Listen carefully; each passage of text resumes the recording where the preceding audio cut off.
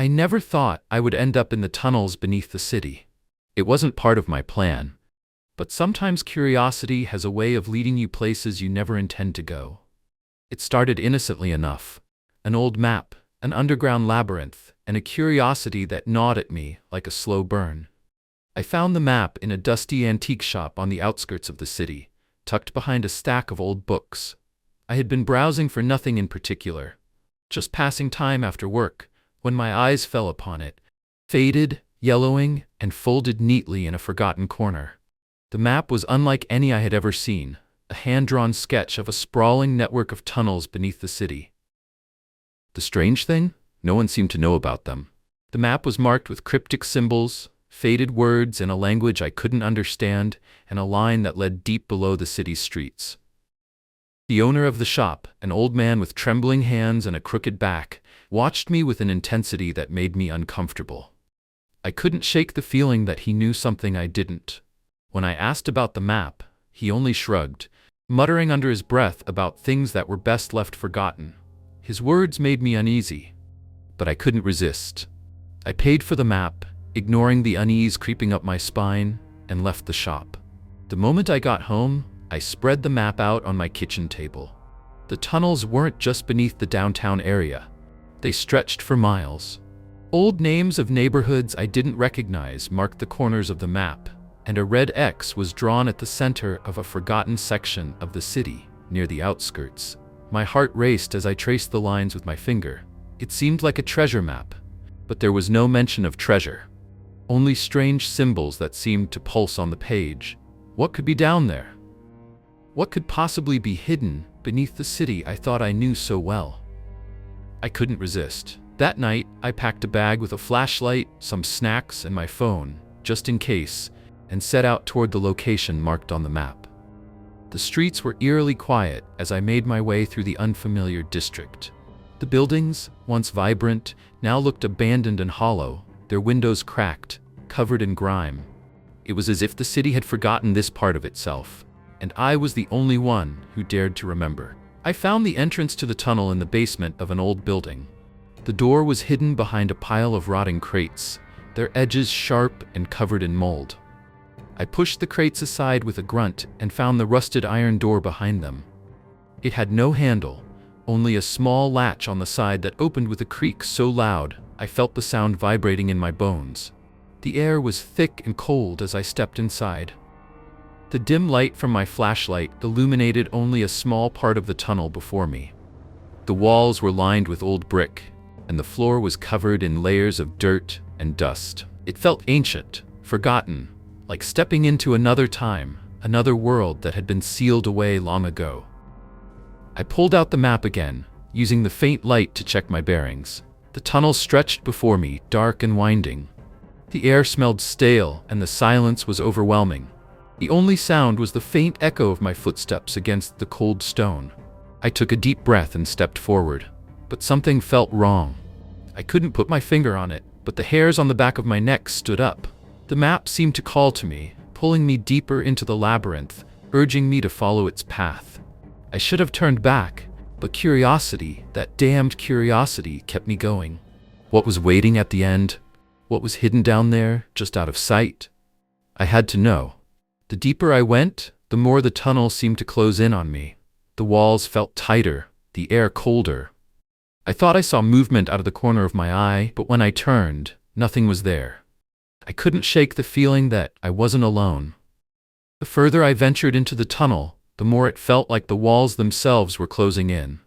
The low hum of the city above was nothing more than a distant memory now, swallowed by the oppressive silence that hung around me like a heavy fog. The beam of my flashlight bounced off the old damp walls, casting long, eerie shadows that seemed to shift with each step I took. I paused for a moment, trying to shake off the creeping feeling that I wasn't alone. The hairs on the back of my neck stood up, as if some unseen presence was hovering just out of sight, watching me. My flashlight flickered once, and for a split second, the tunnel felt even darker, darker than it had any right to be. The cold air nipped at my skin, and I wrapped my jacket tighter around me. But it wasn't just the temperature that made me uneasy. There was something else. Something in the silence. I could feel it, a weight in the air, a presence lurking just beyond the edge of my vision. I forced myself to take a breath and continued walking, my boots echoing sharply in the narrow corridor. The map hadn't led me astray so far. The path seemed to stretch endlessly before me, with sharp turns and dead ends, each one more disorienting than the last. But then, just as I rounded another sharp corner, something caught my eye. At first, I thought it was just a trick of the light, the shadows playing tricks on my tired mind. But then I saw it again. Movement. A flash of something just beyond the reach of my flashlight. My heart skipped a beat. I froze. I had been in the tunnels for nearly an hour by now, but it felt like an eternity. The narrow, claustrophobic space was starting to mess with my perception, twisting everything in front of me. I told myself it was nothing. There was no one down here. No one except me and the long-forgotten city beneath my feet. But the feeling of being watched wouldn't go away. I slowly raised the flashlight, sweeping it in front of me, hoping to catch whatever had caused the movement. But the tunnel was still, almost unnervingly so. My breath was coming faster now, my pulse quickening. I could hear it in the silence, the sound of my own heartbeat pounding in my ears. I took a few tentative steps forward, my flashlight now focused on the far end of the tunnel. It was a tight corridor, but I could just make out the faint outline of something ahead, a shadow that didn't quite belong. Then came the sound. A soft scraping noise, followed by a low guttural growl that made my blood run cold. It wasn't human. That much was certain. I spun around, my flashlight darting frantically down the tunnel behind me. But there was nothing. No creature, no figure lurking in the darkness. The sound had come from deeper within the tunnels, just out of sight, but it echoed in my mind, filling me with an overwhelming sense of dread. I couldn't stay here. My instinct screamed at me to turn around, to run, but I couldn't move. I couldn't tear my eyes away from the darkness at the end of the tunnel, where the shadows seemed to stretch and shift, as if something was there, something that didn't want to be seen. And then I saw it. A pair of eyes, glowing faintly in the distance. I froze. My breath hitched in my throat. I couldn't tear my gaze away from them. They were watching me, unblinking, glowing like two cold, predatory orbs in the abyss. I felt the pressure of their gaze, heavy, suffocating, like they could see straight through me. I didn't move. I couldn't. It was like I was paralyzed, rooted to the spot. The eyes in the dark didn't move either. They just watched, unblinking, unfeeling. Then, without warning, the eyes vanished. The darkness swallowed them whole, and the tunnel went silent again, save for the sound of my breathing, shallow and panicked. I stood there for what felt like an eternity, the flashlight trembling in my hand. I had no idea what I had just seen. Was it real? Or had the isolation, the thick air of the tunnels begun to play tricks on my mind? But the unease didn't fade. It lingered in the pit of my stomach like a stone. I wasn't alone.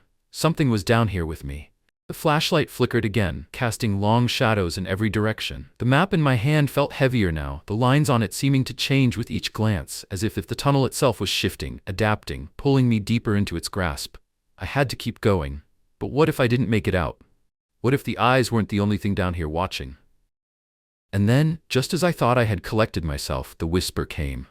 A soft voice, barely audible, but unmistakable. Leave now. I wasn't sure if the voice came from the shadows or from somewhere deep within the walls themselves, but it sent a chill crawling down my spine. The warning was clear, but it was too late. I had already crossed a threshold, stepped too far into the unknown. There was no turning back now. The deeper I went, the more the silence pressed against me, suffocating and heavy. It wasn't like the usual silence, the kind that envelops a quiet room or an empty street. This felt different. It felt wrong. The tunnel seemed to stretch on forever, the walls closing in, pulling me into some unseen depth. The flashlight beam trembled in my hand as I pushed forward, my boots scraping against the dirt-laden floor. The whispers I had heard earlier, soft, almost inaudible, were gone, but their presence lingered. It felt like something was moving in the shadows, just beyond the reach of my light. But whenever I swung the beam around, it revealed nothing but the same desolate tunnel. I took another step forward, my breath shallow, every footstep loud in the oppressive quiet. And then it came again, the unmistakable echo of a footstep. but it wasn't mine. It was too perfectly timed, too synchronized with my own movements. A beat behind me. I froze, the flashlight flickering in my hand, casting erratic shadows on the walls. For a long moment, I didn't move. The sound of my own heartbeat was louder than anything else. I forced myself to take another step, and the echo followed. I turned quickly, the beam of my flashlight slicing through the darkness, but once again, there was nothing there.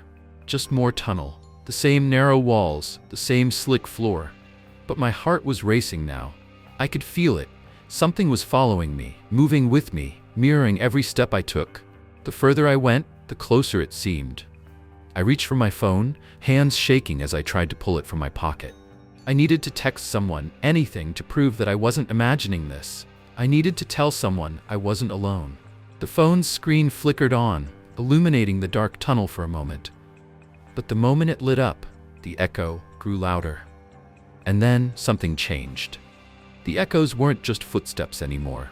I heard voices, faint and distorted, like they were coming from far away, but at the same time, so close it was impossible to ignore. The sound was disorienting and I couldn't make out the words. It was a jumble of whispers, indistinct and yet unmistakably human. Help, help us. The voice sounded like it was coming from deep within the walls themselves. It was hollow and distant, but it carried a sense of desperation. My heart pounded in my chest, and the air around me seemed to grow colder. I looked around, the beam of the flashlight casting frantic shadows on the walls as I tried to find the source of the voice. Nothing. I shook my head, trying to clear the static in my mind. There had to be a rational explanation for this. Maybe there were other people down here, a homeless encampment, or some construction workers who had gotten lost. But the voice, those voices were different. They sounded trapped, like they had been down here for too long, their pleas distorted by the tunnel's suffocating silence. I pushed forward again, more quickly this time, as if I could outrun the creeping fear that clawed at my mind. But no matter how fast I walked, the echoes followed. They were getting louder now, clearer, as if they were right behind me. The whispers were more distinct. I could almost make out words. "Don't go further. They'll take you." I froze again. This time, the echo didn't mimic my footsteps. It was too close, too real. I spun around, my flashlight trembling, and for a split second, I thought I saw something in the distance, a shadow. Just a fleeting glimpse, but it was enough to stop me dead in my tracks. It was tall, human-shaped, and it stood at the far end of the tunnel, still as stone, watching me. The shadow didn't move. It just stood there, perfectly still, its shape blending with the darkness. My breath caught in my throat, and I felt the air around me grow thick, oppressive. I couldn't tear my eyes away from it, even though every instinct in my body screamed at me to run. The whispering grew louder, more urgent. "Leave, leave now."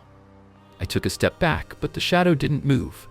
It was as if it was waiting for me, watching, waiting for me to take that next step. And then the echo stopped. The tunnel was silent, not even my footsteps. It was as if the air itself had frozen. I was alone again. At least I thought I was. The silence stretched on for a long moment, the weight of it pressing down on me like an unbearable burden. My flashlight flickered again, and for a brief moment, I thought I saw something else, something moving in the corner of my vision. It wasn't the shadow. No, this was different. A figure, a shape that wasn't quite human. It crawled along the floor, its limbs bent at odd angles, its face obscured by a tangled mess of hair. And then the whisper came again, louder now, right behind me. "Don't look." But I couldn't help it. I turned. There, just behind me, the figure stood, inches away. Its face was twisted, a grotesque parody of a human's. Its eyes were black pits, and its mouth stretched too wide, too unnaturally, forming a grin that made my stomach churn. I couldn't move. I couldn't scream. I could only stare into its empty eyes, feeling the darkness around me close in. And then, just like that, it vanished. The tunnel was empty again, silent. But the feeling of being watched, of something just beyond my reach, never left. I had to keep moving. I couldn't stay here any longer. I didn't know if I was losing my mind or if something truly unnatural was lurking in the depths of the tunnel. But whatever it was still out there, waiting. The air in the tunnel had grown thick, cloying. My breaths came in short gasps, and every step felt heavier than the last. I could feel the weight of the darkness pressing in from all sides, threatening to swallow me whole. The echoes from before, the whispers, the footsteps, had faded into a haunting silence. But the feeling of being watched, of something lurking just out of reach, only intensified. I had to keep going. There was no turning back now. The map that had led me here was now useless. The sharp lines and arrows that once guided me through the maze of tunnels had become nothing more than distant memories, swallowed by the endless corridors. The path I had followed was no longer marked, no longer clear. It felt like the tunnel itself had shifted, changing in ways I couldn't understand. But there was no choice. I had come too far to turn around now. My legs ached with every step, and my mind screamed at me to leave, to run, to escape. But I couldn't. I was driven forward, deeper into the heart of the tunnel, as if some unseen force was pulling me. And then I saw it. A faint glow in the distance. It was soft, almost ethereal, but it was enough to push me forward. My flashlight's beam flickered weakly in my hand, casting long shadows that seemed to dance around me. The glow grew stronger as I walked, a pale light that seemed to beckon me closer, as though it held the answers I had been searching for. Or perhaps the final answer I had been dreading. The ground beneath my feet was uneven now, the smooth concrete of the tunnel giving way to something else. Dirt, rocks, something older. The walls felt more organic, almost alive, as if the tunnel was breathing with me. My pulse quickened, and I felt the oppressive air around me shift, thickening. Every step I took brought me closer to the light. It was almost like a doorway. I reached it in what felt like seconds, though I knew it had to have been longer. My heart pounded in my chest, a frantic rhythm that matched my rapid footsteps. The glow emanated from a crack in the wall, faint but undeniable. A crack that I hadn't noticed before, hidden in the darkness, now glowing with an unnatural light. I reached out instinctively, my hand trembling as I touched the cool surface of the stone. The moment my fingers brushed against it, the crack widened. There was no sound, no rumbling, nothing to signal what was happening, but the tunnel seemed to shift around me. The crack in the wall grew wider, and a low, throbbing hum began to vibrate through the air. I stepped back, my hand still raised, unsure of what I was about to uncover. But my curiosity, my need to know, was too strong. I had to see it. The crack finally opened fully, revealing what lay behind it. It wasn't another part of the tunnel, not what I had expected at all. Behind the stone, there was a room. A vast, darkened space that stretched far beyond the walls of the tunnel I had been following. The light, the source of the glow, came from within that room, but it wasn't natural. It was sickly, flickering like a dying flame, and yet it seemed to pulse with an energy I couldn't comprehend. I hesitated. Something was wrong. The hairs on the back of my neck stood up, and I felt the urge to run, to turn, and never look back. But the pull of the unknown was irresistible. Whatever this place was, I had to know. I had to understand why it existed, what it meant, and why it was hidden beneath the city. The tunnel, the whispers, the shadows, they were all connected to this. With a shaky breath, I stepped forward, crossing the threshold into the room. The moment I entered, the air changed. The temperature dropped sharply, and the hum grew louder, vibrating in my chest. It was as if the walls themselves were alive, pulsating with energy, with something ancient and unfathomable. The light from the center of the room revealed strange markings on the walls, symbols I couldn't begin to recognize, etched deep into the stone. And in the center of the room, surrounded by the flickering light, was something that made my stomach churn. A machine. It was unlike anything I had ever seen. Its form was twisted, almost organic, with tubes and wires running in every direction, all connected to a massive central core. The machine hummed with an otherworldly energy, and I could feel its presence vibrating through the ground, through my bones. There were no clear instructions, no labels, no understanding of what it was supposed to do, but the longer I looked at it, the more I felt its gaze upon me. It was as if the machine itself was aware of my presence, watching me with a sentience that shouldn't have been possible. A faint whisper broke the silence. "You're not supposed to be here." I whipped around, the words sending a chill down my spine. But there was no one. The room was empty, save for me and the machine. My heart hammered in my chest, my breath shallow, and the words echoed in my mind. "You're not supposed to be here. You're not supposed to be here." I stepped back, but the floor beneath me felt unsteady, as if it was shifting. The machine pulsed again, louder this time, and the air felt heavy, like it was closing in on me. I had no idea what this place was, but I knew, deep in my gut, that I wasn't supposed to have found it. That whatever lay beneath the city, hidden in this tunnel, was far darker and more dangerous than I could have ever imagined. The whisper came again, but this time, it wasn't a voice, it was something else.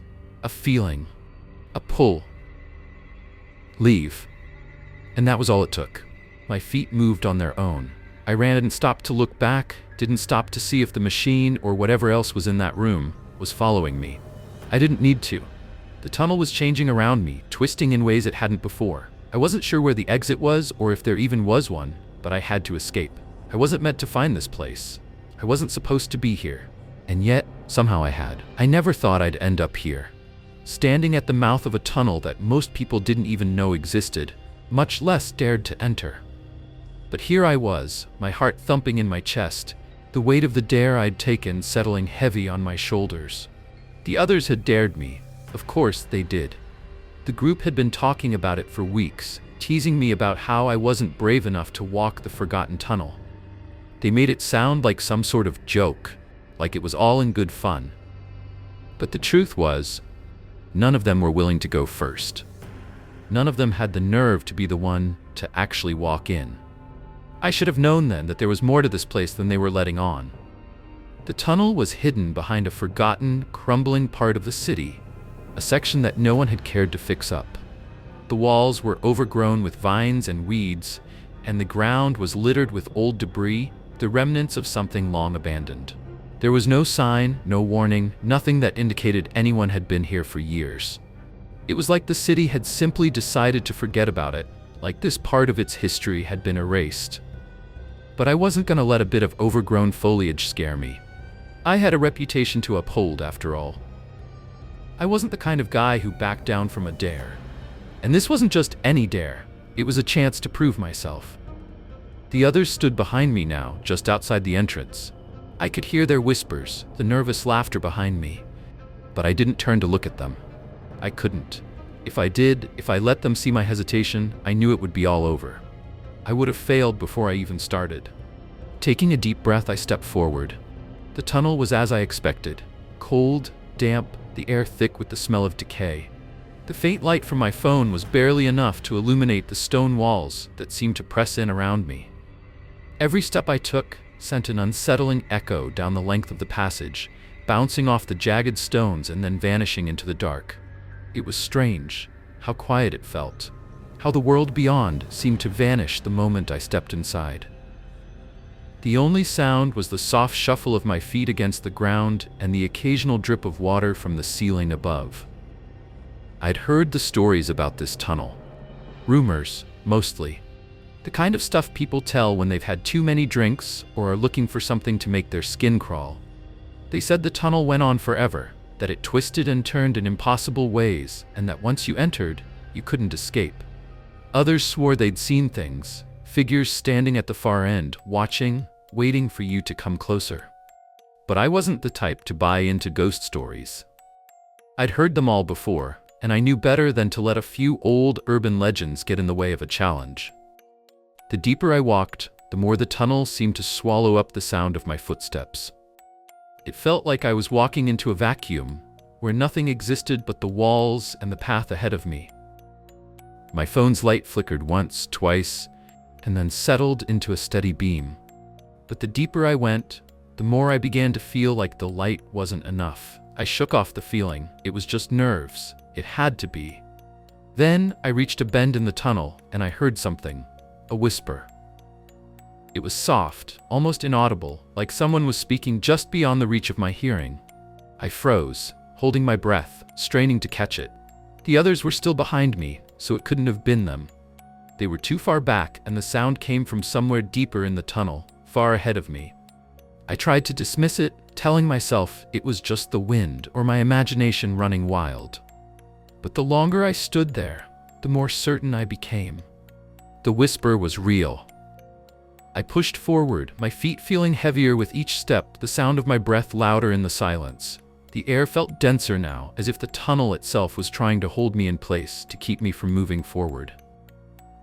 And then, just when I thought I might turn back, just when the idea of leaving was becoming too tempting to ignore, I saw it. A faint light just ahead. Not the soft glow of my phone, but something brighter. Something that didn't belong. I stepped toward it, drawn to it despite the warning bells ringing in my head. The light wasn't like any I'd seen before. It wasn't natural. It had a strange, almost otherworldly hue, pulsing softly like it was alive.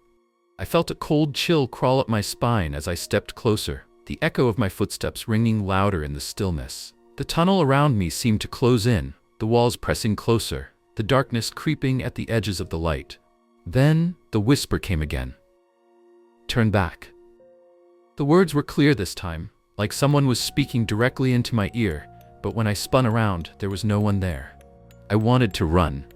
I wanted to turn and leave this tunnel behind forever. But something in me, the part that hated being afraid, the part that hated backing down, pushed me forward. I couldn't leave, not now. So I took another step, and the tunnel swallowed me whole. The light from my phone flickered again, casting long, shaky shadows that stretched across the walls. For a moment, I thought I saw something move in the corner of my vision, but when I turned my head, the tunnel remained still. Too still. The air felt heavier now, pressing down on me, like the tunnel itself was breathing. I told myself it was just the adrenaline, the fear setting in. I had always been good at pushing past that feeling. But even so, I couldn't shake the sense that something was wrong, something I hadn't prepared for. I continued walking, my footsteps echoing louder in the silence. It was strange the way the tunnel stretched on. No twists, no turns, just endless passageway after passageway, all of it looking the same. The stone walls, damp and worn, seemed to press closer together with every step, as though the tunnel was narrowing around me. And then, I saw them. Strange markings, scrawled across the stone in uneven, jagged lines, as though someone had used something sharp, maybe a piece of metal or bone, to carve them into the surface. They weren't just random scratches, though. No, they formed patterns, repeating shapes that didn't make any sense, like symbols from a language I didn't know. Or worse, like something older, something that had no business being here. I crouched down, the glow from my phone illuminating the marks. There were symbols I recognized, or at least thought I did. They were similar to runes, or at least they looked like what I had seen in old books. Books about the occult, about rituals and forgotten languages.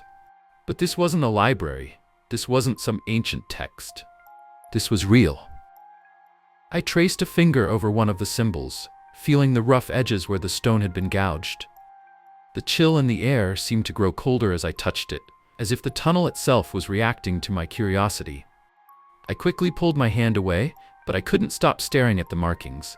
They seemed to pulse, to shift beneath my gaze, as though they were alive, waiting, watching. The whisper came again, "Leave now." The voice was softer this time, like a breath in the dark, but it was unmistakable. It wasn't the wind. It wasn't my imagination. It was something else. Something that knew I was here. I stood up quickly, my heart racing in my chest. The tunnel seemed to shift, as if the walls were moving closer. My breath quickened, and I could feel the pulse in my throat, the pounding in my ears. I was starting to panic. The markings, the whispers, the feeling of being watched. It was all too much. I had to keep going, though. I had to see this through. I wasn't about to turn back now. But as I turned to walk further down the tunnel, I noticed something that made my blood run cold. The markings weren't just on the walls. They were on the floor, too. They covered the ground beneath me in a thick, chaotic web. And as I stepped forward, I realized they weren't just random scratches. They were a pattern. A path. A path leading somewhere. A path leading deeper. I hesitated, staring at the floor in horror. The symbols were growing in complexity, becoming more intricate with each step, and something about them made my stomach churn, like I was walking on a path that was meant to guide me somewhere I wasn't supposed to be. My feet were moving before I could stop them, though.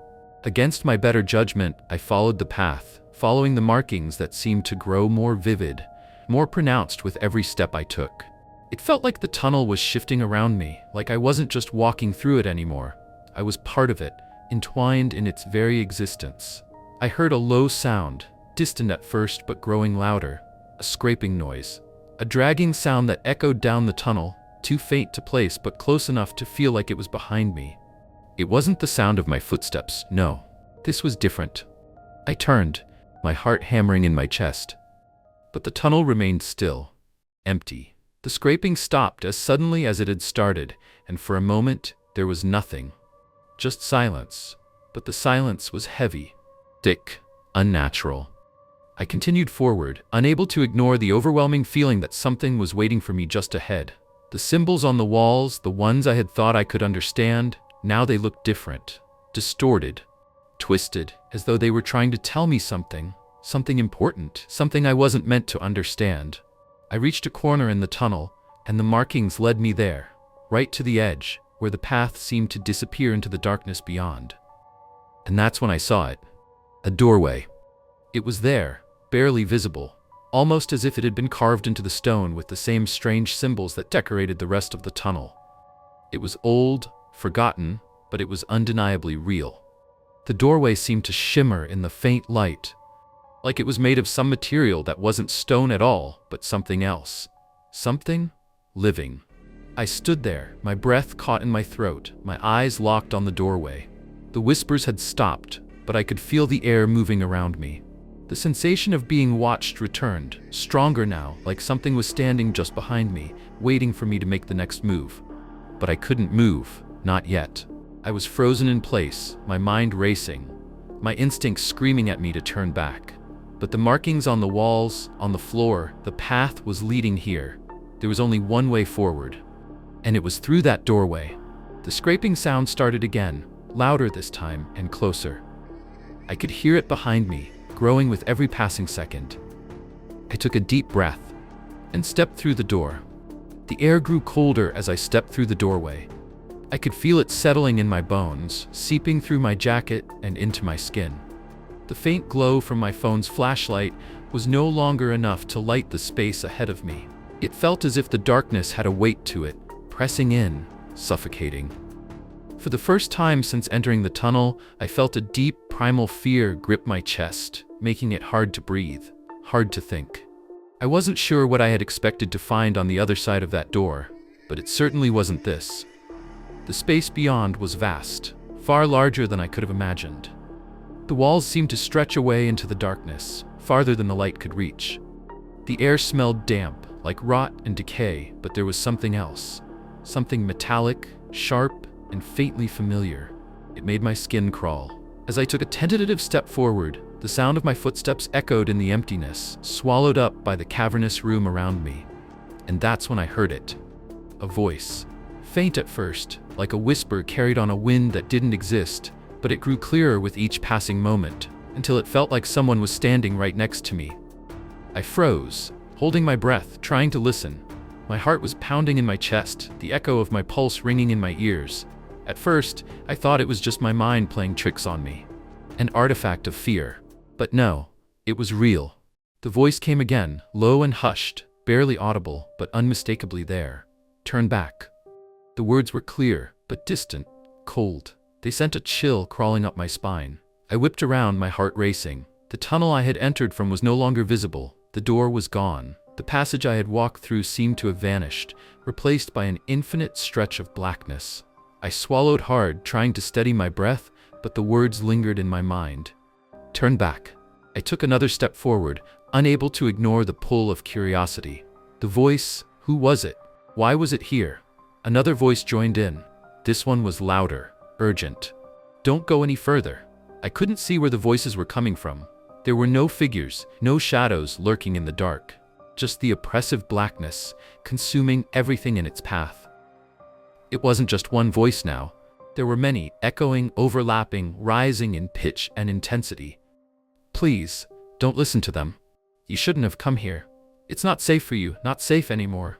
The voices whispered from every direction, all around me. It was as if the very walls themselves were alive, pulsing with the sound.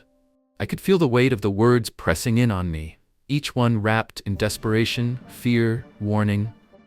My hand was shaking as I held the flashlight in front of me, the beam flickering as if it too was uncertain. I turned in circles, trying to locate the source of the voices, but there was nothing. No one. I moved forward again, my steps feeling heavier now. The air seemed thicker, more oppressive. The voices were getting louder, but they didn't sound like people. They sounded like echoes, distorted and stretched out of time. "Stay," one of them whispered, the voice thick with regret. "Stay with us." I felt a coldness creep into my chest, as if something was wrapping itself around my heart, squeezing. The fear was growing, wrapping itself around my throat, making it hard to breathe. I wanted to run, to escape, but my legs wouldn't move. I was rooted to the spot, drawn forward by some unseen force. And then I heard a voice I recognized. It wasn't one of the distorted, disembodied whispers. No, this voice was too familiar. It was the voice of someone I knew, someone I had thought was lost forever. "Help me." I spun around, my breath catching in my throat. There, in the darkness, just beyond the reach of my flashlight's beam, stood a figure, a shape, tall, impossibly tall.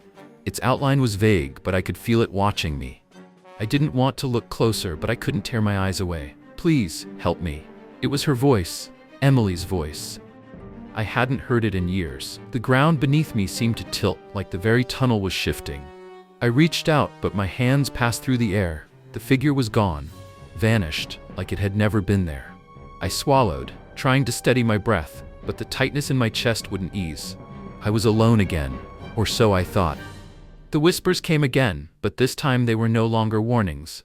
They were pleading. "Don't leave us. You don't have to go back." I didn't know what to think anymore. My mind was spinning, caught in a web of fear and confusion. The walls were closing in on me. The voices were becoming unbearable, each one fighting for attention, drowning out the others. I couldn't think straight. I couldn't hear myself over the sound of them. I looked down at my phone's screen. The light flickered, then went out entirely. I was plunged into complete darkness. And then I heard something new. A footstep. Behind me. I whipped around again, my heart racing. My breath came in ragged gasps. But the dark remained still, empty. No voices, no footsteps, just the echo of my own fear ringing in my ears. But I knew it wasn't over. Something was following me, something in the dark, something that was not meant to be there. I could feel it, closing in, and that's when I realized the tunnel was never going to let me leave. My heart hammered in my chest, the pounding echoing in my ears. Every breath felt like I was inhaling pure ice, the coldness of it seeping deep into my lungs, freezing the panic that had taken root in my chest. I couldn't see a thing. The light from my phone had died completely, leaving me in pitch blackness. But that wasn't the worst of it. No, the worst part was the feeling of being watched, of knowing I wasn't alone. The whispers had stopped, but the air was thick with an oppressive silence. It was as if the entire tunnel had exhaled, waiting for me to make the next move. And yet, the silence was somehow worse than the voices. The eerie, suffocating quiet seemed to close in on me from all sides. I tried to calm myself, trying to reason with the fear gnawing at the edges of my mind. "It's just in your head. It's just the dark. It's just..." The ground beneath my feet shifted. It wasn't a natural shift, like the weight of my footsteps settling into the earth. No, this was different. It was sudden and loud. A strange, scraping sound, like something beneath me had moved, something massive. I froze. My feet felt like they were glued to the ground. My body didn't respond. The muscles in my legs trembled, but I couldn't move. My brain was screaming at me to run, to turn and flee, but my body wouldn't obey. And then I heard it. A low, guttural noise. It was like the growl of something deep within the earth. It wasn't the voice of a person. It wasn't the whispering shadows that had followed me. This was something far worse. Something alive. I slowly turned my head, but my eyes still didn't adjust to the darkness. The air felt thick, suffocating. I reached for my phone, but I was met with nothing but cold emptiness. My hands trembled as I fumbled for the device, trying desperately to turn it back on. The screen flickered faintly, illuminating just enough to see my shaking fingers, but then it died again. I wasn't sure how long I stood there, paralyzed in the dark. Seconds? Minutes? Hours? Time had lost all meaning here. All I knew was that the feeling of being watched, of something closing in around me, was growing stronger. And then I heard it again. The footsteps. Not mine. No, these were slow, deliberate, heavy. They were coming closer. I finally broke free of the paralysis. I turned, my heart threatening to burst out of my chest as I staggered backward, stumbling over my own feet. I couldn't see anything, nothing at all, but I could feel the presence right behind me. It was moving with purpose, following me. I ran. I didn't look back. I didn't care what was behind me anymore. All I cared about was getting out of that suffocating darkness. I sprinted down the tunnel, my feet pounding the uneven ground, the sound of my breath ragged in my chest. But it didn't matter how fast I ran. No matter how far I went, the tunnel stretched on, an endless maze of dark, unchanging walls. Every turn I made only led me deeper into the same oppressive blackness. I couldn't find my way back. I couldn't find the door, the place I had entered from. The walls felt closer now. I could hear the scrape of something against them, dragging along the stone, following me. The growls, the low moans filled the space, vibrating through the walls, through the floor into my bones. And then I stumbled. My foot caught on something in the dark. A rock? A piece of debris? I don't know. All I knew was that I lost my balance, falling hard to the ground. The impact jarred through my spine, but before I could scramble back to my feet, I felt it. Something cold. Something damp, like a wet hand, gripped my ankle. I screamed. I kicked, trying to pull free, but the grip tightened.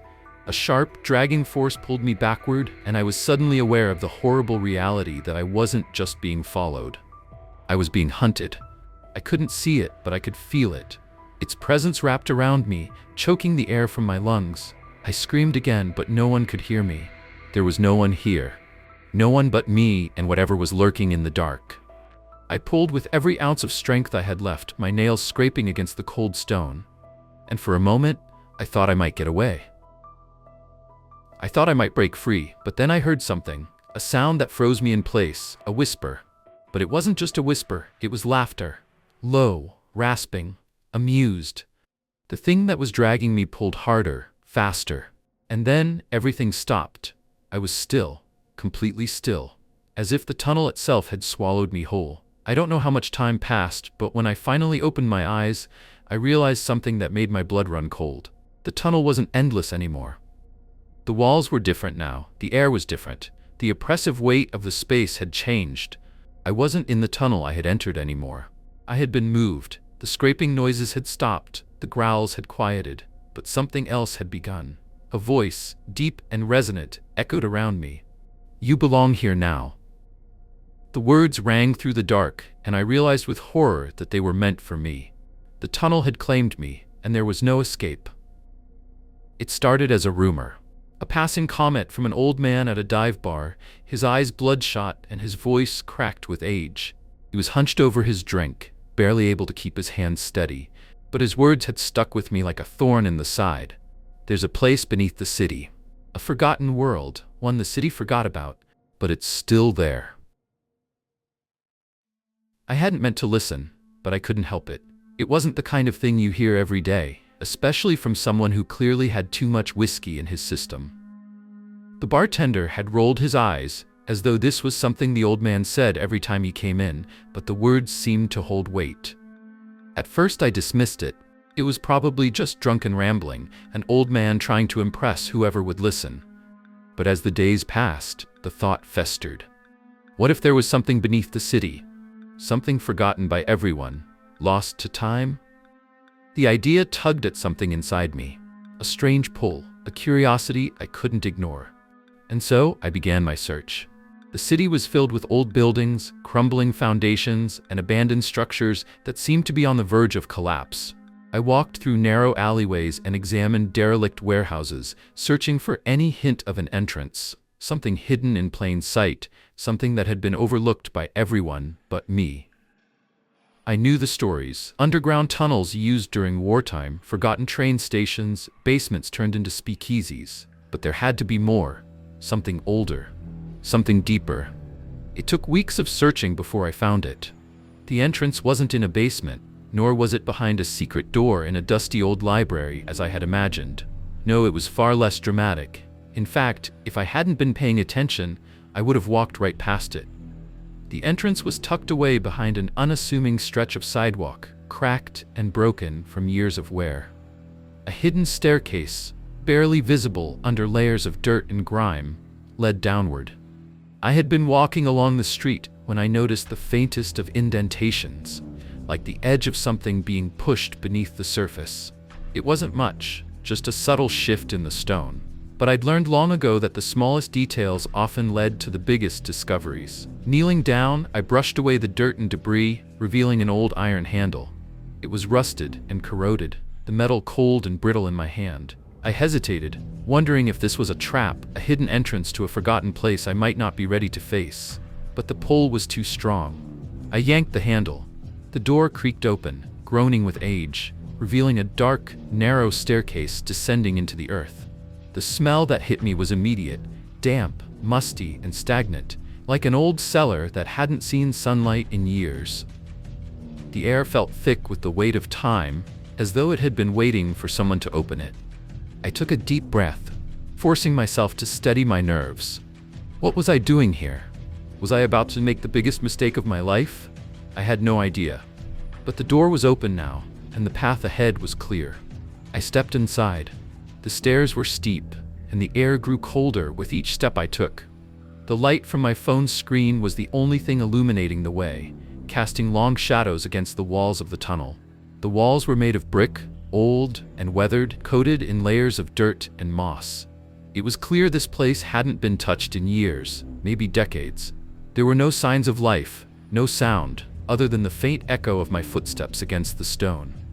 I reached the bottom of the stairs and found myself standing in a small, dimly lit chamber. The air was thick with dust, and the silence was almost oppressive. There were no windows, no openings to the outside world. The only source of light was the flickering glow from my phone. I looked around, feeling both exhilarated and unnerved. This place felt wrong, as if it had been abandoned for a reason. But at the same time, it felt alive. Like the walls were waiting for something, or someone. Something buried deep beneath the surface of this forgotten world. There were markings on the walls. Symbols I didn't recognize, scrawled in what looked like black ink, their edges smudged and faded over time. It was like some ancient language, lost to history, now etched in the very foundation of this place. I took a step forward, and then another. The air seemed to grow heavier with each movement, pressing in on me. I knew I was only scratching the surface of whatever this place was, this forgotten world beneath the city. The pull was still there, stronger than ever, and I couldn't help but wonder, what had been waiting down here all this time? As I ventured deeper into the forgotten underground world, the air grew colder. Every breath felt like inhaling ice, sharp and biting. The silence around me was oppressive, like the kind of stillness you find in a graveyard long after the last mourner has left. It wasn't just the absence of sound. It was as if the silence itself was watching me, waiting for me to make a sound, to break the tension.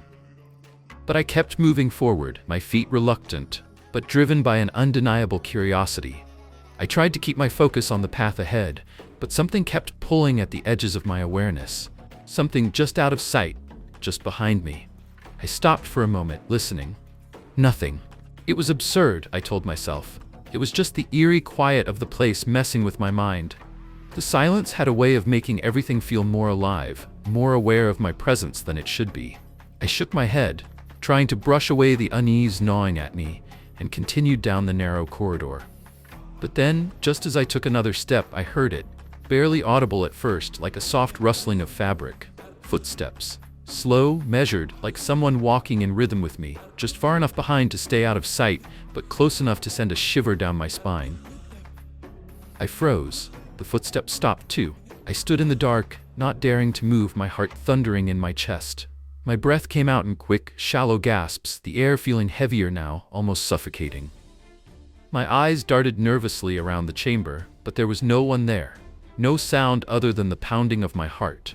I took another step, then stopped again. The footsteps followed.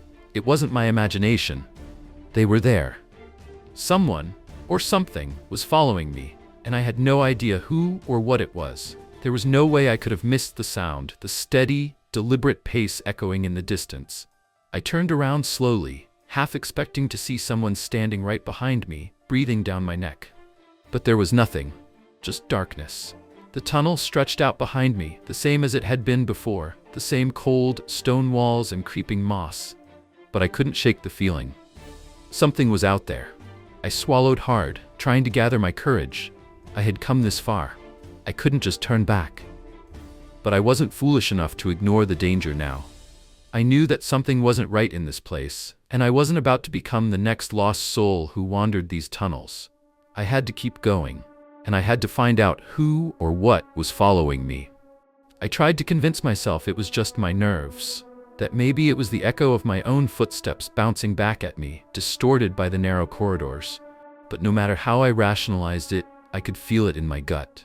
Whoever, or whatever, was behind me wasn't just a figment of my imagination. With every step I took, they were there, always a few paces behind me, always silent but unmistakable. The footsteps were eerily synchronized with mine, as if the entity or thing knew my movements better than I did. I quickened my pace. So did it.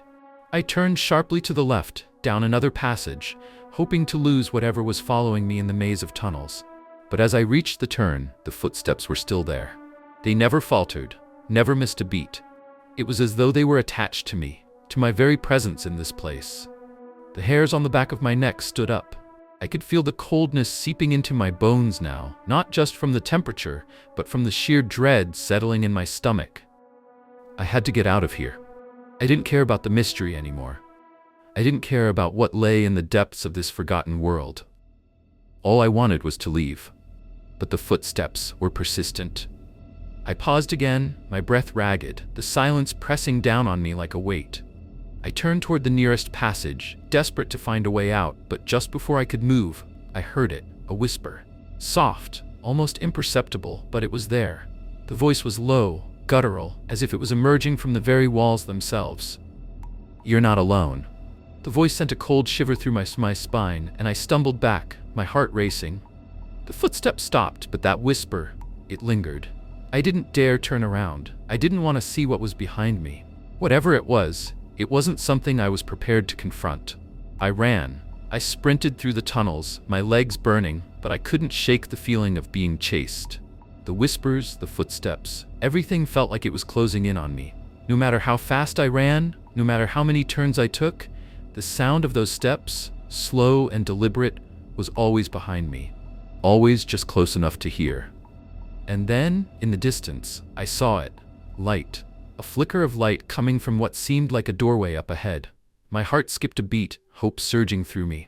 I wasn't sure if it was real or if I was imagining it, but I pushed forward, desperate to escape the oppressive darkness. The footsteps followed. The whisper followed. The walls seemed to close in. I could feel the air getting thicker, heavier, colder. I reached the doorway, my hands trembling as I gripped the handle. The moment I touched it, the footsteps stopped. The silence hit me harder than anything else. It was deafening. I swung the door open, spilling into the light. But the thing that had followed me into the depths of the tunnels was still with me. It had followed me to the surface, and I realized with a sickening twist in my stomach that there was nowhere left to run. The door slammed behind me, cutting off the tunnel's oppressive grip. I didn't stop to look back. My breath came in shallow gasps as I stumbled into the new room, desperate to find solid ground, to escape the presence that had been shadowing my every step. I had expected to find some kind of underground facility or a forgotten storage room, maybe remnants of an old world lost to time. But instead, I was met with a vast expanse, an enormous cavern that stretched farther than my mind could grasp. The walls seemed to ripple and shift in the dim light from the small flashlight I carried, like they were alive, breathing in sync with my heartbeat. There was no ceiling, no visible boundaries. The space felt infinite, like I had stepped into something beyond the physical world, into a place that existed between the cracks of reality.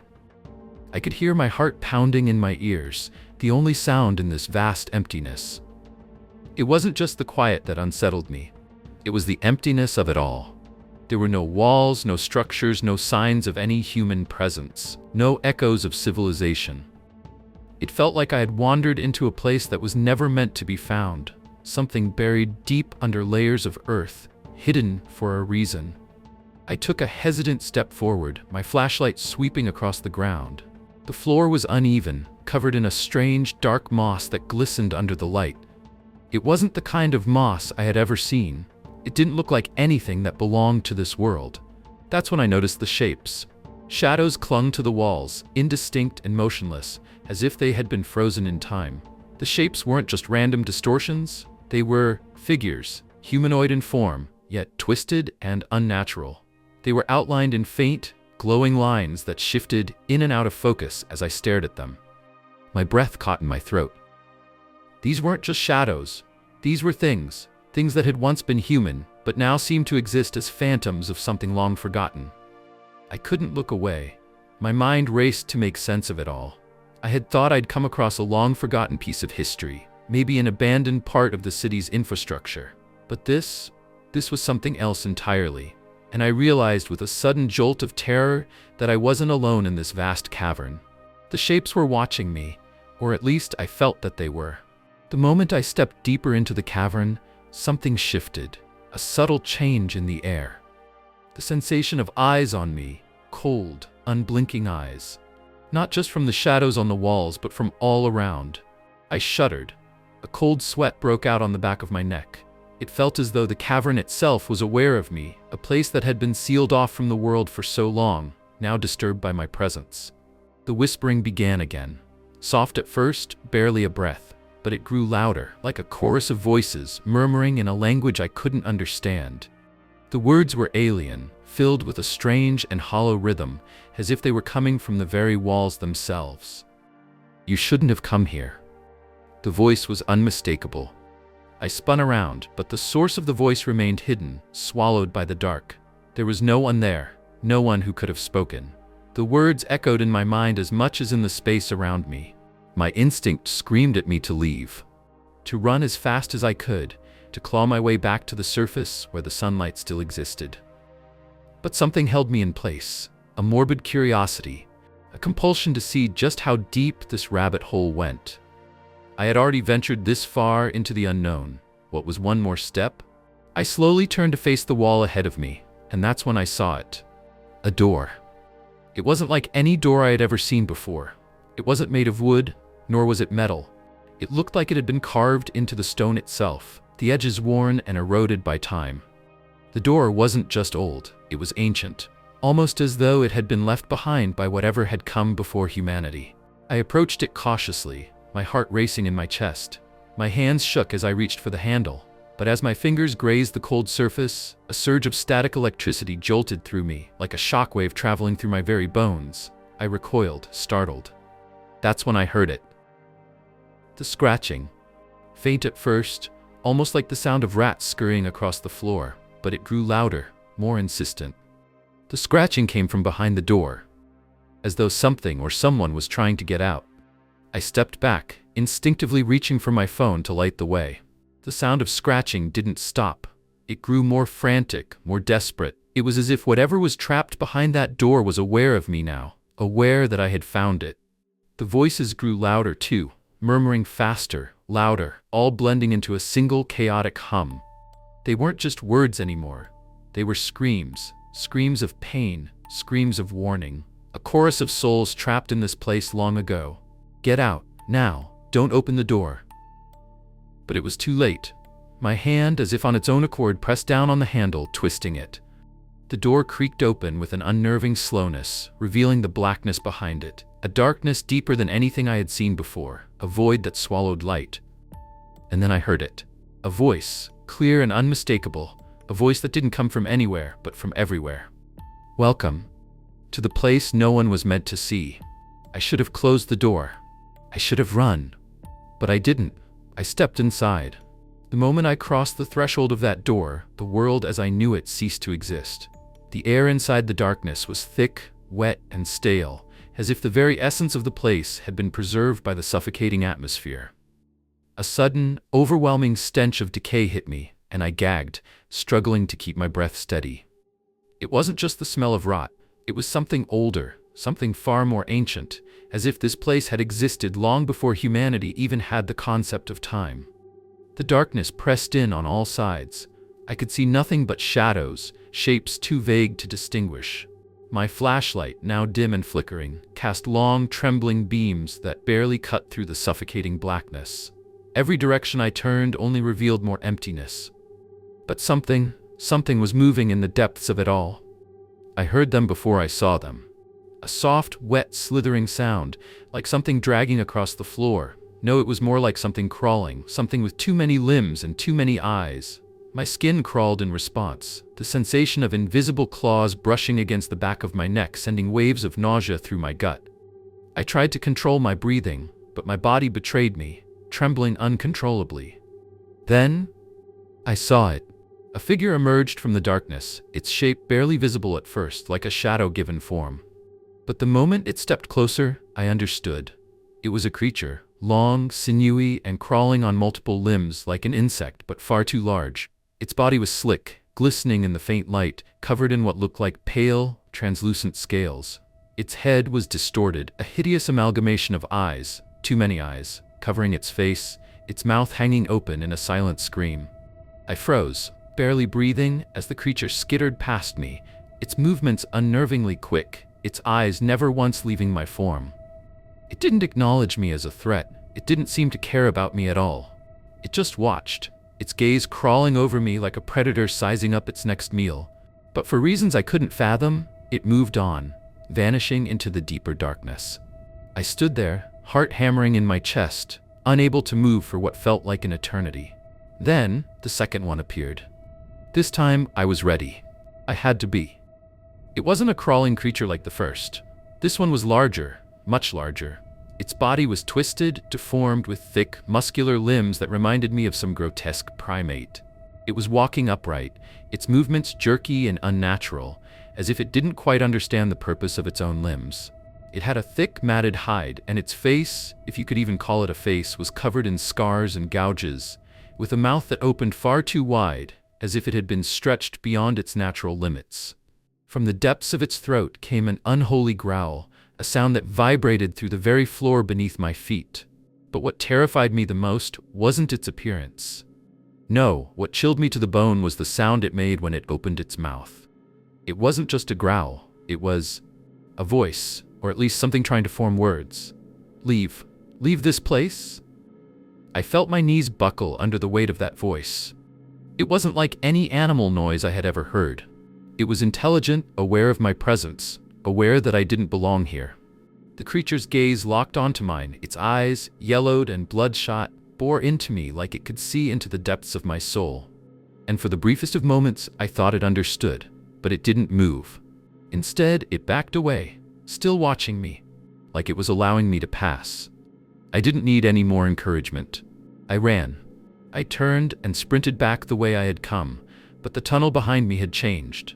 The walls, once just cold stone, now seemed to pulse and shift, like they were alive. The air was thick with the sound of movement, a low, rumbling hum that seemed to reverberate through the very bones of the cavern. I could hear them, more creatures, their clicking legs and wet, slithering bodies filling the silence, surrounding me in the darkness. Their movements grew louder, faster. And then, I saw them. The walls around me were lined with more creatures, dozens, maybe even hundreds of them. Some were crawling along the ceiling, others slithering along the floor, their bodies twisted into grotesque shapes. Their eyes, hundreds of them, millions of them, watched me, tracking my every movement. Some of the creatures had no faces, their heads smooth and featureless, like malformed spheres. Others had mouths filled with rows of jagged teeth, gnashing in rhythm with their movements. I didn't dare to stop. I didn't dare to look back. The creatures were closing in. I felt something wet brush against my ankle, and when I looked down, a long, pale tendril reached out of the dark, curling around my leg. It pulled tight, dragging me toward the darkness, its grip unyielding, its surface like ice against my skin. My panic soared. I struggled, kicking and thrashing, but the thing only tightened its grip. And then I heard that voice again. The same guttural growl. You can't escape. I thought I was done for. My body was already exhausted, and I could feel the tendrils of the creatures crawling over me, pulling me deeper into their world. Their world. The forgotten subterranean world. But then, out of nowhere, a burst of light. A blinding flash that illuminated the entire cavern. For a moment, everything froze. The creatures recoiled, and the air crackled with energy. I didn't know what had caused the light, but it was my chance. With all the strength I had left, I tore free from the creature's grasp, stumbling toward the exit. The light still flickered behind me, but I couldn't stop to look back. I didn't stop running until I was outside, and even now, As I write this, I can still hear them, the creatures of the depths calling to me, their whispers growing louder every night. They haven't forgotten me, and one day they'll come for me again. It's strange how quickly a place can go from something you're used to something you fear. The old train station had been a part of the city for as long as I could remember, but like so many things, it was abandoned without a second thought. The trains no longer ran. The walls were crumbling, the roof leaking, and the silence that once echoed with the sounds of bustling commuters now seemed to hold its breath, waiting for something to happen. I had walked past it countless times, always hearing rumors about the tunnel beneath the station. Some people claimed it was just an old maintenance passage, a forgotten relic of a busier time. Others said there were more sinister things beneath the crumbling tracks, things that had been hidden away long before the station closed its doors. But for me, it was always just a place I walked by on my way to work, never giving it a second thought. Until tonight. It started when I was walking home late one evening, the air thick with fog and the usual city noise distant in the background. As I passed by the station, something felt off. The hair on the back of my neck stood up, and I stopped without knowing why. I glanced at the boarded-up windows, and for a moment, I swear I saw a shadow move inside. A figure, half-formed and fleeting, just enough to make me hesitate. I turned around, and that was when I saw it. A small door, barely noticeable, set into the side of the station where I'd never seen it before. It was slightly ajar, a crack of darkness beckoning me closer. Something about it was wrong. The way the door seemed to have been forced open, the way the shadows behind it looked deeper than they should have been. I knew I shouldn't go in. I knew it was a terrible idea. But curiosity is a dangerous thing. I stepped forward, pushing the door open with a creak that echoed in the stillness. A cold draft rushed at me, and I hesitated for just a second, then walked inside. The passage was narrow, the walls of the tunnel lined with dirt and grime, covered in ancient, yellowing maps of the city's old train routes. The air smelled musty, like mildew and decay, and I felt an uneasy chill crawl down my spine. I took a step further into the darkness, the door creaking shut behind me, and I instantly regretted it. I couldn't see much beyond the faint light spilling from the door, but I could make out the distant shape of a set of tracks leading deeper into the tunnel. Something whispered. I froze, my heart thudding in my chest. The sound was barely audible, like a faint murmur carried by the wind. At first, I thought it was just the wind, but as I stood there, straining to listen, I realized it wasn't the wind at all. It was something else, something purposeful. The words were too jumbled, too indistinct to make out, but there was no mistaking the tone. It was a whisper, urging me to go deeper. My instinct was to turn around and run, to never look back at the dark passage that stretched out before me. But I couldn't move. I stood there, caught in a strange pull, as if the tunnel itself was reaching out to me. A whisper like that shouldn't have come from an empty, abandoned station. I couldn't explain it, but I took a step forward, then another, and then another. The tunnel seemed endless, stretching far beyond what I could see. The air grew colder with each step, the whispers growing louder, more distinct, and yet still impossible to understand. I don't know how far I walked, but soon the tunnel widened, and I could see what looked like an old station platform, a forgotten part of the train station that no one had ever spoken about. The platform was decayed, the old timbers rotting, and the tiles cracked beneath my feet. But that wasn't what sent a chill through me. What chilled me was the line of rusted train cars sitting on the tracks, train cars that shouldn't have been there. They were empty, but I knew they weren't empty. The whispering grew louder, more insistent, almost like it was trying to tell me something. I felt eyes on me, though I couldn't see a soul. I should have left, should have turned back to the safety of the street above, but I didn't. I walked closer to the nearest train car, the metal groaning as if it hadn't been touched in decades. The door to the car was open, the darkness inside thicker than the shadows around me. That's when I heard it. A voice. Not a whisper this time, but a clear, deep voice that sent my blood running cold. Come closer. It was soft, almost inviting, but there was something unnatural about it. Something wrong. I stood frozen in place, every fiber of my being telling me to turn around and run, to get as far away from this place as possible. But my feet wouldn't move. And that's when I understood. The tunnel wasn't just beneath the city. It was beneath me. It was pulling me in, and I couldn't escape. I thought it was just my mind playing tricks on me, the way fear always has a tendency to warp reality. But as I stood there staring at the open train car, the whispers weren't just a product of my imagination. They were real, soft, insistent, like the rustle of fabric in the wind, curling into the spaces of my mind, wrapping around my thoughts. Come closer. The voice was clearer now, almost tangible, and it sent a shiver down my spine. The sound was inviting, but there was a coldness to it that gnawed at my insides. I wanted to turn back. I knew I should. I should have fled, bolted from this cursed tunnel, and never looked back. But I didn't.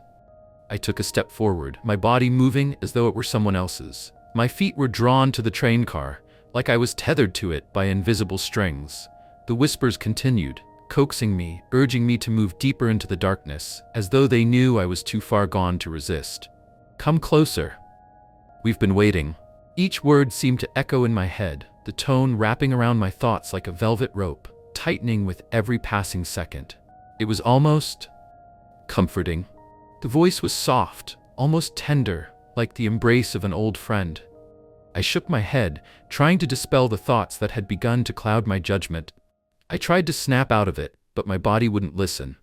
I wasn't in control anymore. It was as if the tunnel itself had a hold of me, guiding my every movement, pushing me deeper into its forgotten heart. I stepped into the train car. The door groaned as it swung open, revealing a void of blackness. I couldn't see anything beyond the threshold, but I could feel it. The air was thick and stale, heavy with the smell of metal, dust, and something far older, something rotten. The train car seemed endless, its interior stretching farther than the flickering light of my flashlight could reach. The whispers swirled around me, louder now, closer. It's been so long. I felt the hairs on the back of my neck rise. My heartbeat was thumping in my ears, drowning out everything else, but the whispers persisted, threading their way into the very marrow of my bones. With every step, the air grew heavier, pressing against my chest, suffocating me. I could feel something, someone, in the dark with me, just out of reach. My flashlight cast long shadows across the rusted walls of the train car, but they didn't make sense. The shadows seemed to move on their own, twisting and curling, as though they had lives of their own. Every corner seemed to hold something I couldn't quite see, shapes that shouldn't have been there, lingering just at the edge of my vision. And then a sudden, sharp sound, a scraping noise, like something dragging itself across the floor of the train car. I froze. The whispering stopped. Silence filled the space between the two of us. I held my breath, waiting for the next sound, the next movement. My flashlight flickered once, twice, and then died, plunging me into an abyss of darkness that seemed to press in from all sides. I fumbled with the flashlight, my hands shaking, but I couldn't get it to work again. The coldness was unbearable now, and the whispers returned, only this time they were no longer soft. They were angry. Why did you come? I could feel the weight of those words pressing against my chest, suffocating me with their meaning. The temperature in the train car dropped, and I could see my breath misting in front of me, like I had stepped into a freezer. The shadows around me seemed to thicken, swirling as though they were alive, coalescing into shapes too grotesque to fully comprehend. I backed away, heart racing, my pulse hammering in my ears, but the shadows moved with me. I stumbled backward, nearly falling over a pile of forgotten baggage, my breath coming in ragged gasps. But then, through the oppressive darkness, I saw it, a figure. At first, it was a blur, just a vague shape in the dark, but then it became clearer, and my blood ran cold. It was a person, or at least, it looked like one. A man, hunched over, his body twisted unnaturally, his arms long and spindly. His face was wrong. His skin was pale, waxy, stretched tight over his bones, and his eyes, those eyes were black like pits of darkness. No pupils, no whites, just endless, gaping holes. The worst part? He wasn't moving. He was standing perfectly still, just watching me, his head cocked to the side like some kind of grotesque curiosity. I couldn't look away. I couldn't scream, "Stay with us." The voice echoed around me, and before I could process it, the figure stepped forward, its limbs jerking at unnatural angles. I turned to run, but my legs felt heavy, my body unresponsive, like something had drained all the strength from me. The whispers grew louder, more frantic, now all around me, inside my mind, filling every crevice of my thoughts.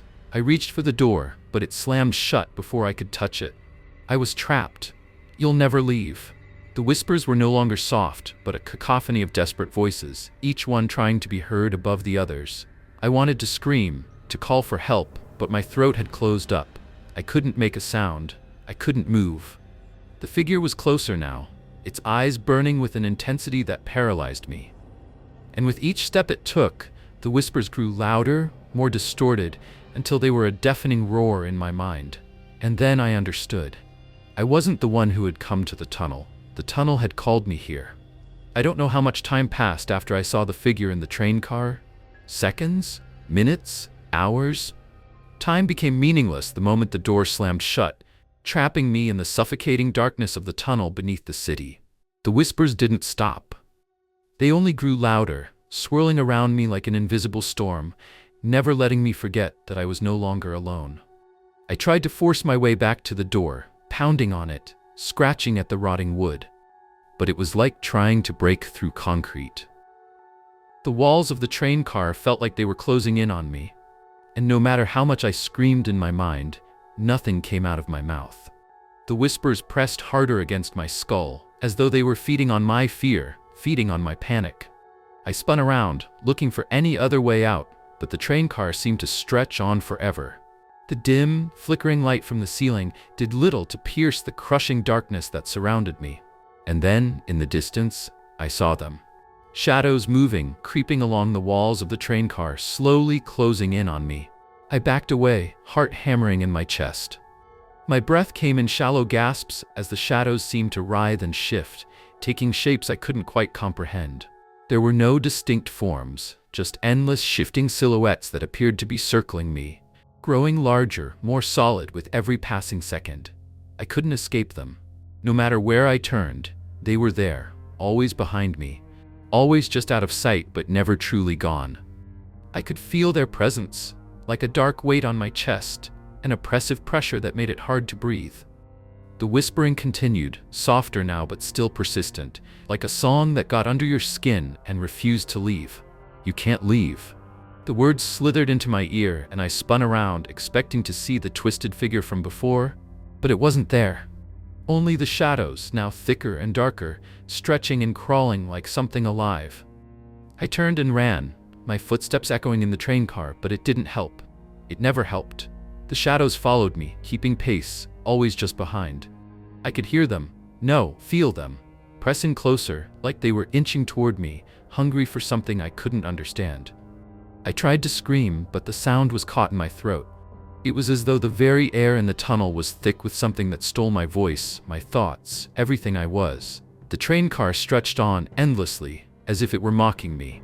No matter how far I ran, no matter how many turns I made, I couldn't escape the dark, pulsating shadows. They grew bolder now, beginning to take form, humanoid shapes that slithered along the edges of my vision, distorted, faceless. One of them stepped forward. It was tall, impossibly tall, its body thin and elongated, its limbs stretching far beyond what should have been possible. I could feel its eyes on me, even though it didn't have a face. Its presence was like a cold fog sinking into my bones, numbing me from the inside out. It raised a hand, and for a split second, I thought it might reach out and touch me. But it didn't. It simply stood there, watching. I turned away, stumbling as I tried to find my bearings. But the whispers grew louder again. So close now, they seemed to vibrate inside my skull. You can't escape. The words echoed through the tunnel, bouncing off the walls and reverberating in my ears. I felt them deep inside me, clawing at my insides, choking the breath from my lungs. It was as if the shadows were everywhere now, suffocating me, pulling at me, tugging me toward them. I broke into a frantic run, desperate to escape the grasp of the shadows, desperate to find a way out, but it was hopeless. The train car was endless. Every turn I took led me back to where I started, and the shadows were always there, always just behind me. That's when I realized something worse than the shadows. They weren't just following me, they were waiting for me. There was no escape. The tunnel didn't lead back to the surface, it led deeper, deeper into the earth, deeper into something far older than the city itself. And the shadows? They weren't just shadows, they were watchers, creatures of the tunnel, part of it, waiting for me to belong. I stopped running. I couldn't breathe anymore. My legs felt like lead, and the weight of the silence around me pressed down until I was on my knees, gasping for air that no longer seemed to exist. The whispers filled my head, louder and louder, until they were no longer whispers at all, but a cacophony of voices, all speaking at once. Welcome home. I collapsed to the floor of the train car, my mind unraveling, and the shadows closed in. They were no longer separate, no longer just distorted figures at the edge of my sight. They were all around me, inside me, their cold hands reaching for my soul, pulling me deeper into the abyss. And then, everything went dark. But I wasn't alone anymore. The shadows were with me, and they always would be. I woke up on the cold, hard floor of the train car, my body aching as though I had been slammed into the earth itself. My head throbbed painfully, and I could feel the remnants of the shadows still clinging to me, lingering at the edge of my mind, whispering in a language I couldn't understand. The air was thick with the scent of rust and decay, and the faintest glow of light flickered in the distance. I tried to move, but my limbs felt like lead, my muscles weak and unresponsive. The panic that had gripped me earlier was now replaced with something far worse, an overwhelming sense of dread. I didn't know where I was or how much time had passed, but the feeling of being watched was suffocating. The whispers had stopped. In their place was a deep silence that made my skin crawl. I forced myself to my feet, my vision swimming in the dim light, the darkness feeling more alive than ever. Every inch of the train car felt like it was closing in on me. I had to move. I had to get out, but there was no way out. I stumbled forward, each step echoing loudly in the stillness, my breath shallow and rapid.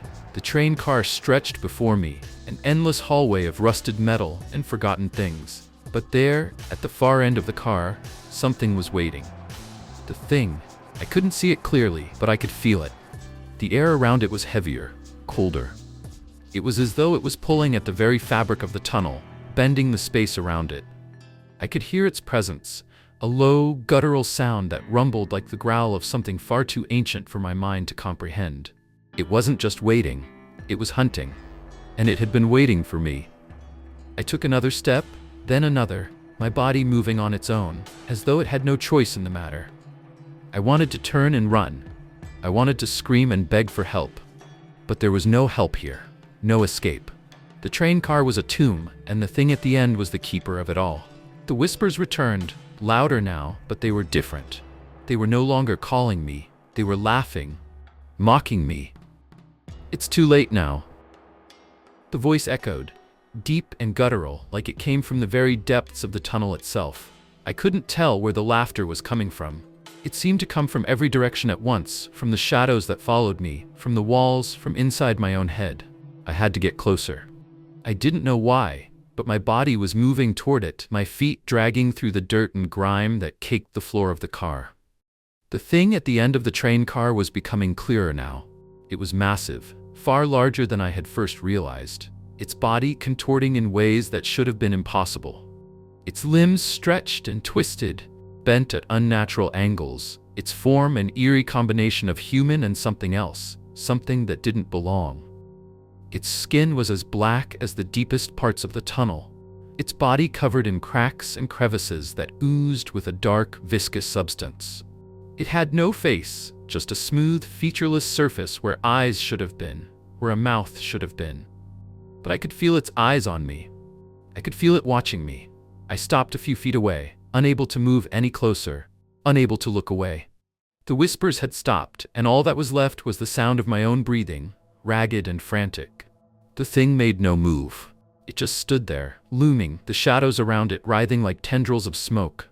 And then, in a voice that wasn't a voice, I heard it speak. You're not meant to leave. It wasn't a threat, it wasn't a warning, it was a fact. It was the truth, an undeniable truth that lodged itself in my chest, suffocating me. I tried to step back, but my legs wouldn't respond. The thing's presence was suffocating, pressing in on me from all sides. I could feel it pulling me in, drawing me closer with an invisible force, like gravity had shifted, and the tunnel had become its own world, with the thing at the center of it all. "Stay with us." The words echoed in my mind, vibrating in my skull. And then, for the first time, I understood. The thing wasn't a monster. It wasn't a creature. It was something older, something that had always been here, waiting in the dark. It wasn't just waiting for me. It had been waiting for everyone who had come before me. Everyone who had gotten lost in these tunnels. Everyone who had come searching for something they didn't understand. The thing didn't want me dead. It wanted me to stay, to become part of this place, part of its endless, shifting shadows. It wanted to keep me in its dark embrace forever. The walls seemed to pulse now, as though the very tunnel itself was alive, breathing with me. I could hear the whispers again, but this time they were not just words. They were a song, a lullaby, a call, a promise, come closer. I felt my body move forward, despite my mind screaming for me to stop. The thing reached out with one of its twisted limbs, its fingers long and skeletal, stretching toward me like claws. It wasn't going to hurt me. It didn't need to. It had already won. I was already part of it. The air around me grew colder, the shadows growing deeper, darker. And then, in a final, desperate act, I fought. I pushed against the force that was pulling me in, trying to break free, but it was useless. The thing's hand, its claw, touched my face, cold as ice, and everything went dark. The last thing I heard was its voice, whispering in my ear, "You will never leave." And I knew deep in my soul that it was right. I had crossed the point of no return. It's funny how you can grow used to things that should unsettle you. I'm an electrical technician, working for a small contracting company that handles maintenance for a variety of older, more obscure buildings. Our clients are always institutions, government facilities, and businesses that need someone to keep their outdated systems running smoothly. Most of the time, the work is mundane, flickering lights in a basement, faulty circuits in an old factory. But then, there's the occasional job that feels off. I was called in to work on one of those jobs, an underground facility just outside the city limits. The place had been in disrepair for years, supposedly abandoned for nearly 2 decades. The client, some nameless government agency, didn't give many details. They just needed someone to check the power systems, make sure everything was still functional. It sounded easy enough, a day's work at most. I arrived early in the morning. The place was already eerie, even from the outside. It was a squat, concrete building, sunken into the earth, like it had been forgotten by time. There was a chain-link fence surrounding the grounds, rusted and sagging, barely holding up. Beyond that, the entrance to the facility was an old steel door, slightly ajar as if it had been opened only recently. I entered with my gear, a flashlight, a toolkit, and a few wires to make necessary fixes. The inside of the facility was dimly lit, with peeling paint on the walls and the unmistakable smell of must and mold. The faint hum of ancient machinery reverberated through the concrete floors, adding to the eerie atmosphere. The fluorescent lights flickered above me, their buzzing only adding to the unsettling quiet that seemed to hang in the air. The hallway stretched before me, lined with rooms I could barely make out in the weak light. I checked the floor plans, standard stuff. The building had once been used for research, some kind of experimental lab from the late 80s, according to the outdated blueprints. But now, it was nothing more than a hollow shell. Still, I had a job to do. I descended into the belly of the facility, the lower levels where the power grid was housed. As I walked, I couldn't shake the feeling that something was off. It was too silent, too still. I've worked in abandoned places before, and there's always the sense of neglect, of time passing without regard. But here, in this place, it felt as though time itself had frozen. The air felt thick with history, with things long forgotten. I reached the main electrical panel in the basement. It was a large, rusted contraption, sitting in the corner of the room, bathed in the dim glow of a single flickering light bulb overhead. I inspected the panel, noting the way the metal groaned and creaked under my touch.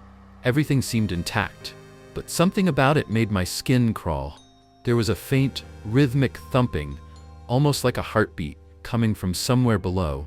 I shook my head, trying to brush off the growing unease. It was just old equipment, and the building was in disrepair. Nothing more. But then, as I worked, I found something strange. A lever hidden beneath a pile of cables and dust. It wasn't on the blueprints. I had no idea what it controlled. The thumping grew louder for a moment, echoing through the facility as I approached it. My hand hovered over the lever, the metal cold to the touch. For a split second, I considered pulling it. It felt like the right thing to do, like it was calling to me. But I stopped myself. I'm not an idiot. I'm trained to check things carefully, to not do anything reckless. This wasn't part of the job. I had no idea what it might trigger. So, with a final glance at the lever, I focused back on the electrical panel, deciding to leave it for later. But the thumping didn't stop. Instead, it grew stronger, louder, more insistent.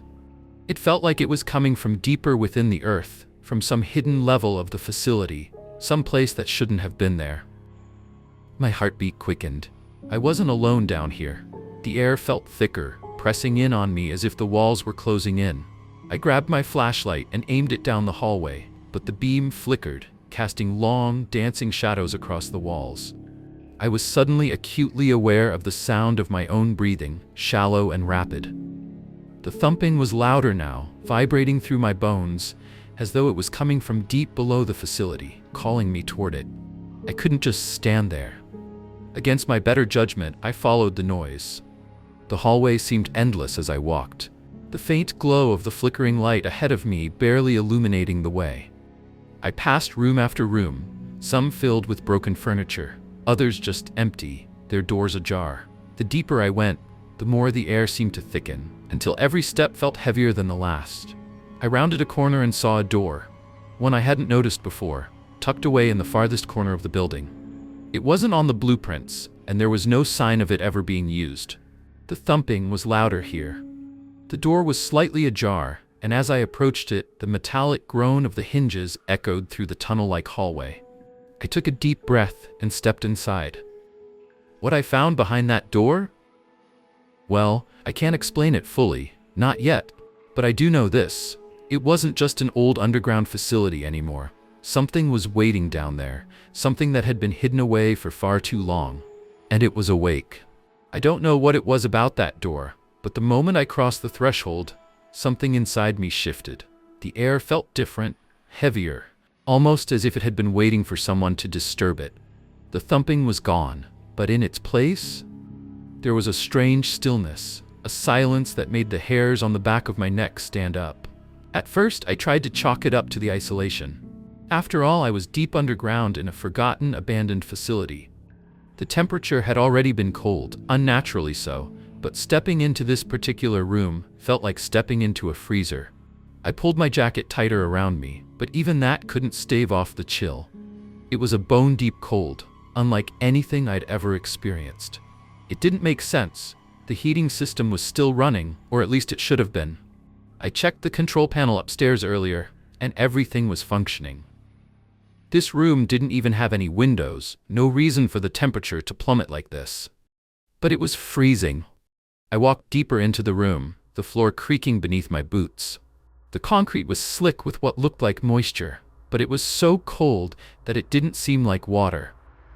It was as if the room itself was sweating, releasing something unseen. The walls were lined with cabinets and shelves, some of which were filled with broken equipment. It looked like a storage room, but the more I looked, the more it felt wrong. The cabinets seemed too old, too decayed, as if they had been there for decades, despite the building's relatively recent abandonment. I shone my flashlight across the room, the beams slicing through the darkness, but the light didn't seem to reach very far. It barely cut through the thick, cold air, which only made the room feel even more isolated. I adjusted my grip on the flashlight and took another step forward, trying to ignore the unsettling sense of dread that was slowly creeping up my spine. And then, it happened. The temperature dropped even further, so suddenly that I could feel the cold air hit my face like a gust of wind, even though there were no open windows or vents. My breath clouded in front of me, the icy mist hanging in the air like smoke. I glanced around, trying to make sense of it. There was no ventilation system in this room, no way for the temperature to shift so quickly. My body was starting to shiver involuntarily, and my teeth chattered as I rubbed my arms for warmth. My breath was coming out in short, visible puffs now, the cold sinking into my bones. I aimed my flashlight at the far wall, my fingers numb from the cold. That's when I saw it. There, etched into the concrete, were strange symbols. They weren't like anything I'd seen before, twisted, almost organic-looking shapes that seemed to shift in the light. They weren't drawn by hand. The markings looked more like they had been carved into the stone over time, worn and faded in places, as though they had been left by something ancient. The symbols didn't make sense.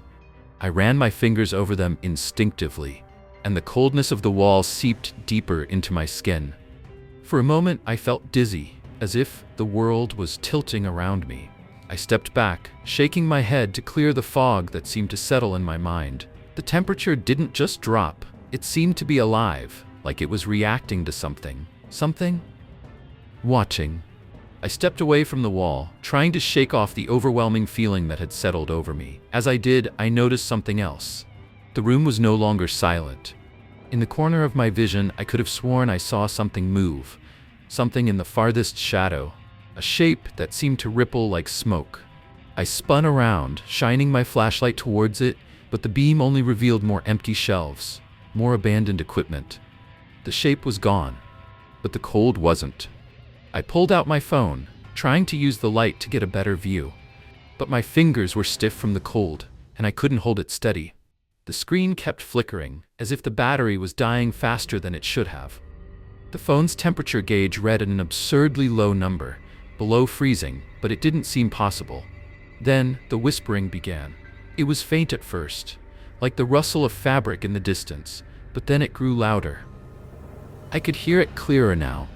Low murmurs, just out of reach, as if someone was standing right behind me, whispering words I couldn't understand.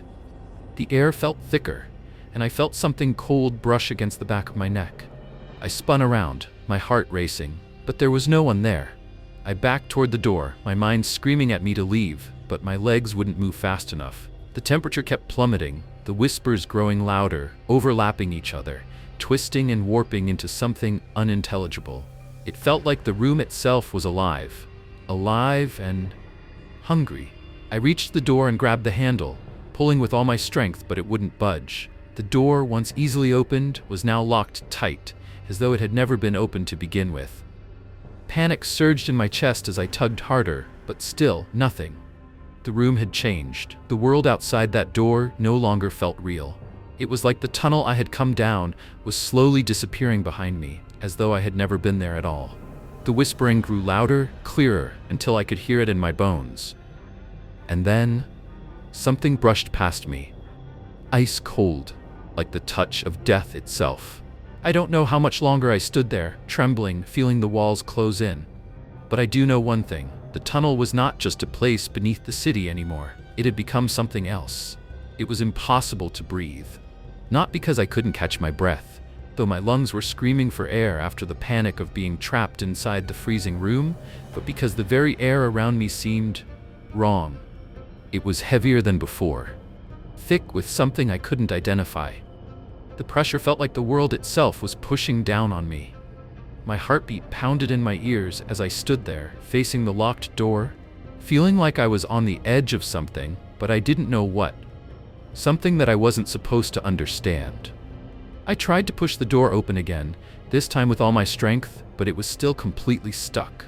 I could feel the metal creaking beneath my hands as though it was resisting me, fighting me. The whispers had become a constant presence now, a low hum beneath the silence, like they were coming from the walls themselves, the concrete vibrating with their presence. It was as if something old, something ancient, was watching me. That's when I noticed it. The tunnel, I hadn't seen it at first. The dim, flickering light from the overhead bulb had kept my attention on the door and the strange symbols etched into the wall. But now, as my eyes adjusted, I saw it. A dark, narrow passageway, half hidden behind a stack of old crates. I hadn't noticed it before because it didn't belong here, not in this room, not in this building. It was wrong. It had never been there before. I stepped toward it hesitantly, compelled by some force I couldn't explain. My mind screamed at me to turn back, to forget everything about this place and leave. but my feet kept moving. The whispers grew louder, more urgent, as though something was calling me. The tunnel wasn't just dark, it was impossibly black. A void that seemed to suck in all light. It felt like the space itself didn't want to be seen. As I took my first step toward it, the air around me grew even colder, the temperature dropping so quickly that I had to fight to keep my body from freezing. I couldn't stop myself. The urge to move forward, to step into the unknown, felt overwhelming. It was like stepping into another world altogether. As I entered the tunnel, the walls closed in around me, suffocating. It felt like time itself had been warped. The sounds of the facility outside fading into nothing, as if the tunnel existed outside of reality itself. The shadows seemed to move along the walls, stretching and shrinking, pulling at the corners of my vision. I kept walking, deeper into the passage, my feet barely making a sound against the concrete floor. Then the whispering stopped. For the first time since I had entered this facility, everything fell silent. It was an eerie silence, the kind that makes you question whether you're truly alone or if something is waiting in the dark, watching your every move. And then I saw it. At the end of the tunnel was a faint light. It wasn't a normal light, though. It flickered, dim and pale, like a dying star far away in the sky. As I moved closer, the light became stronger, pulling me in, urging me forward. The tunnel seemed to stretch on endlessly, but I could still hear the hum of the light at the end. It felt alive, a beacon calling me. I quickened my pace, desperate to reach it, to find out what it was. I had no idea what I was walking into. I was numb to fear now, the need to get to the light overpowering any rational thought. I reached the end of the tunnel, and the light burst forth in a brilliant flash that made me wince. I stumbled, squinting through the brightness, trying to adjust my eyes, and then I stepped through. What I saw on the other side? It wasn't possible. I was standing in a vast, unfamiliar landscape. It wasn't the underground facility anymore. It wasn't even the city. There was no concrete, no metal, just rolling hills of a dry, cracked earth, stretching out endlessly. The sky above me was a sickly greenish hue, the clouds swirling like a storm was about to break. But there was no rain, no sound, only the oppressive stillness that made my skin crawl. The ground beneath my feet was uneven, cracked like a dried-up lake bed. I looked around, trying to make sense of it, but there was nothing to hold on to, nothing familiar. The tunnel had led me into this place, and it was like no place I had ever seen. But there was something worse. I wasn't alone. I heard footsteps behind me, slow and deliberate. My body froze, panic flooding my system. I turned around and saw figures emerging from the mist. They weren't human, at least not in any way I could understand. Their forms were vague, indistinct shadows moving like they were made from the fog itself, their faces a blur of shifting darkness. I couldn't see them clearly, but I felt them. I felt their eyes on me, as though they were examining me, trying to understand who I was. A cold shiver ran down my spine, and the hairs on my arms stood on end. The figures didn't speak. They didn't need to. I took a step back, heart hammering in my chest, but no matter where I went, the figures followed me, always just a few steps behind. I couldn't escape them. The light from the tunnel was fading now, swallowed by the distance, and I realized I had no idea how to get back. This place, this world, was not meant for me. And the figures, they were waiting. Waiting for me to make the wrong move, waiting for me to fall into their trap. It was then that I understood.